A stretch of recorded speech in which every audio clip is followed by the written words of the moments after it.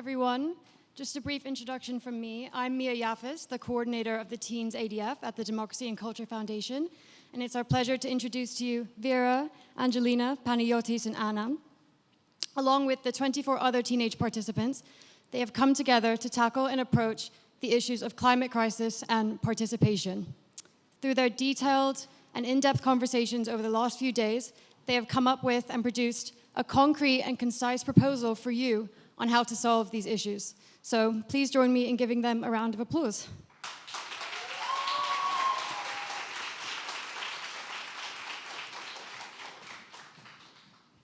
Thank you. Hello, everyone. We feel very honored to be here, very grateful. We are Teens ADF, organized by Teens for Democracy. And before we begin, I want to ask you, are there any decision makers in the crowd? Can you please raise your hands at any field? Do we have any? Don't be afraid. Okay, so for the few that I see and for those who might watch this later or now inside the lobby, this is for you. What we have prepared today is for you mainly, and we don't want you to just listen. We actually want to know what you're going to do with those recommendations. So for the past 2 days, we have been discussing on very important topics, and though the time was limited, and the time that we have here to express ourselves and to share our decisions with you is also very limited. We want you to pay attention because the main thing that we agreed on, though there were very many disagreements in our discussion, was that we are not heard enough. We want to be heard more. So please bear with us for those 15 minutes that we have. I will begin with the recommendations. The first topic was climate change and education. I will read loud and clearly so anyone can understand. Introduce compulsory and comprehensive environmental education curricula from an early age that will extend to human rights challenges and the effects of climate crisis on our development. These courses should be interactive and involve children in discussions, peer-to-peer education, including children with the experience of climate refugees, include outdoors activities, outdoor learning as a term. Set up digital platforms in all languages made by teens in collaboration with international organizations such as UNICEF to encourage states to adopt contemporary information for these curricula and involve policymakers in non-formal education activities for this purpose. Good morning, everyone. I will continue with the last 4 recommendations regarding climate crisis. Introduce ongoing teachers training and involve experts with a holistic socioeconomic approach, and also inform them at local and civil society platforms in which children can express their views and participate. It's important to encourage and empower children to this effect. In schools, instead of measurements to pupils such as expulsion as rebuke, we will apply measures for environmental volunteer work. Schools must go green. Introduce standards for the operation of schools so that environmentally friendly practices can be adopted and learned. Impose sanctions and fines to companies that violate environmental laws and burn a lot of fossil fuels. Provide more incentives in order to convince companies to comply. And in regards to participations, our recommendations are to establish youth councils at a local and national level, ensure representations of all areas and diversity of vulnerable populations. Teens should vote and actively participate in decision-making, redefine the concept of citizenship through education and legislation, introduce child rights impact assessment procedures on all decision-making and include children in the process. Empower children and pupils' councils in participation interactively. Also, access the performance and rank stakeholders and decision makings regarding the effect and engagement with children in decision making. Introduce procedures that formally involve children in the parliamentary decision making so they can access their views.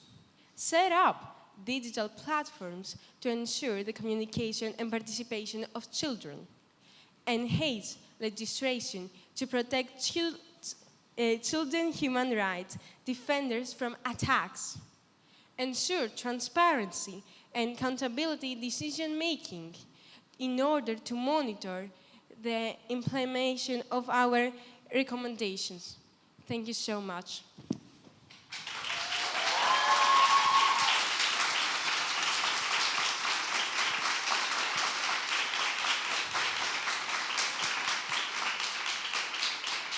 These were our recommendations. Thank you for being here and listening to us. We want to say that we really wish we have a more substantial role and more substantial participation in the conference next year. We have a lot to say. We had so much more to discuss. Time was not enough. And we really wish this starts to change by next year. This step this year was really important as well. And I think many of us were shocked, at least I was, that for the first time we were so respected and so heard by adults. It has never happened to me again. I don't know about the others, but we are really grateful for that, and we hope the ADF continues supporting that. Thank you.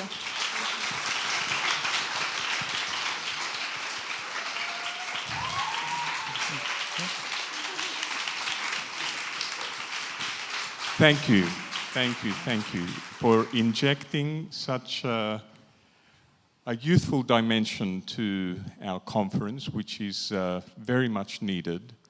It's an initiative that we feel very strongly about. We're very grateful to Alexia Papageorgiou and Ines Saltiel that brought me this idea.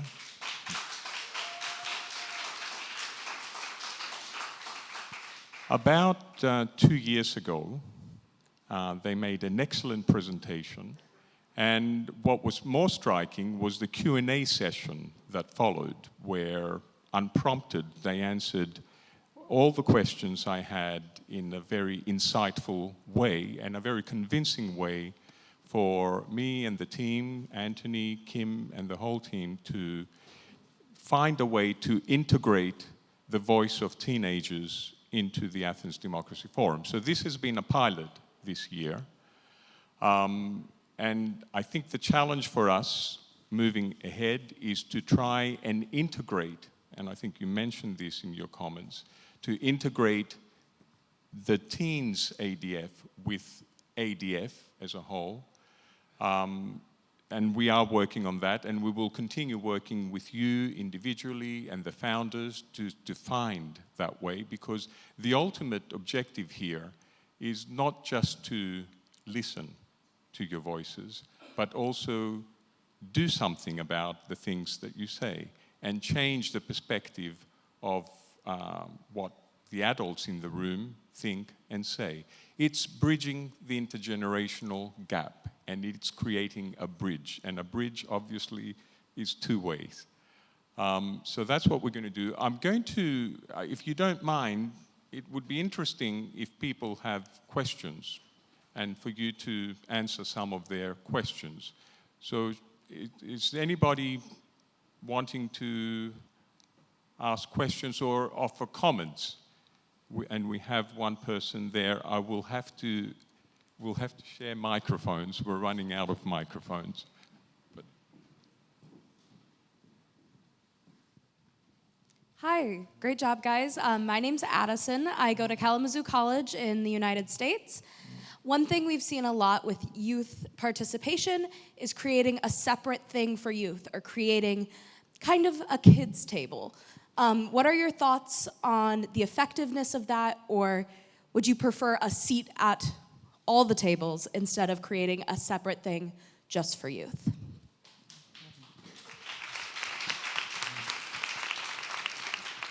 Well, thank you so much for your question. Actually, we want to have a seat in the adults table, as we say usually, but the children's table is really important too, because we are the same minds and we want to communicate in our ways and then present it to the adults, because you adults, maybe you are, how can I say it, you want,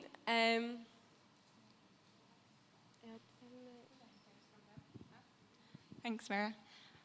So, firsthand, the adults table is much more fun, and that we realized from coming to see the panel discussions that happened during the ADF. Many of us watched them, and realized how important it is to see your perspectives, for starters, and for you to also see ours. Unfortunately, we didn't have the chance to make questions because there were many people who wanted to make questions, and we're also quite shorter, so we weren't seen. So that's the problem, but we will grow taller. But I think staying in the kids' table is staying in our comfort zone, and I think it offers nothing to the community and nothing to the process of changing. So I think all children are aware nowadays. I think we share very strong opinions, and I think that, okay, we've done the kids' table. We are adolescents now, and it's time for us to hear us. It's time for us to drink wine at your table. So I think that both, maybe to answer to your question, we have the kids' table, we discuss, and then we come to you and we share our opinions, and we discuss, and we have our opinions have equal value, maybe to say that. And if I can add...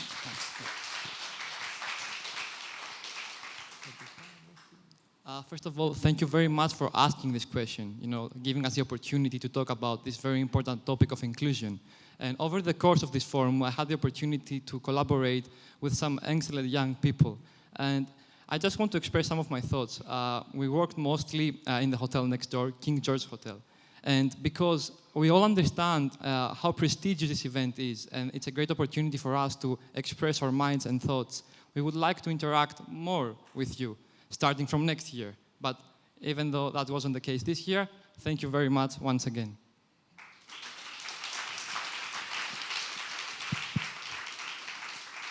It is our honor to have you here, so it's prestigious for us too, for you to be here, and I've heard that from very many people here. Any other? I can see a hand raised at the back. I think...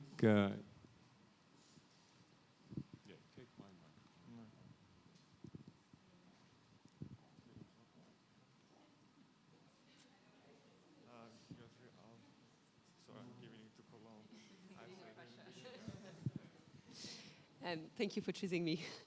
Hi guys, I loved all of your recommendations. They absolutely rock, and I have 3 questions for you. First one, where can we find them? Are you going to put them up on a website? Where can we find all of them to push for them? Second one, it's for the decision makers that raised their hand in this room, and I see 2 of them in the front and some of them in the back.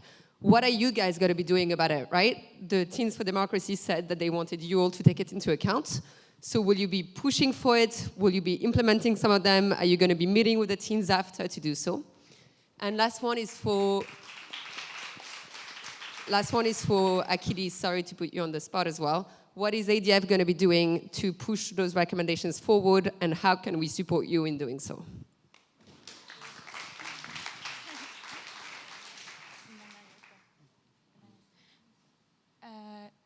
Do you want to reply by any chance? Because I've spoken a lot. Okay. So I think we're always pushing constantly. And I think many people here, if you check your emails, you can find one of us inside somewhere. We cannot really take action because we are young. But I think by doing what we're doing right now, by speaking with a microphone and with a camera in front of me, and speaking to each other and through conversations, like you can find us after, for instance, and discuss with us and ask us whatever you want. And this is the way we push things, and this is the way we take action, because we don't really have much power at the moment. Through our instance, yes, we will, if they are implemented, we will have more power to actually do things. But for now, anything we can do is just recommend and just talk and talk and talk and talk unstoppably. And also you understand that recommendations is a very long procedure because we need to formulate them better. There are always improvements that can be made. But the first step is to get up on this panel in front of you and actually speak, hear us. Thank you. And we are hoping that our recommendation will be sent with the adult recommendations too. So, because we put so much thought and effort to them, we are hoping that it will be considered too.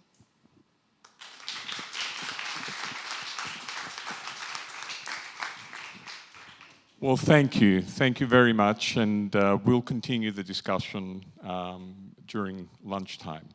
So I'd like to move on to the next panel now. In a way, you've given us a segue to the next panel, which is on education. So I'm going to call on Pamela, Paul, and the speakers. And by way of introduction, thank you.